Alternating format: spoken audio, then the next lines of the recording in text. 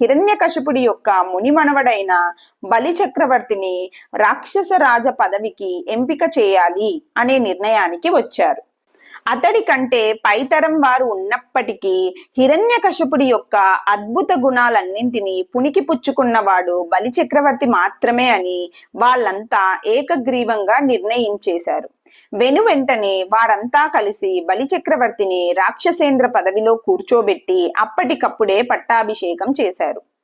ఆ పట్టాభిషేకం అయినాక దైత్య దానవ రాక్షసాది వర్గాలలోని పెద్దలందరూ తమ శిరస్సులను నేలకు ఆనించి బలి చక్రవర్తికి నమస్కరించి తమ యొక్క విధేయతను ప్రకటించి ఇలా మనవి చేశారు.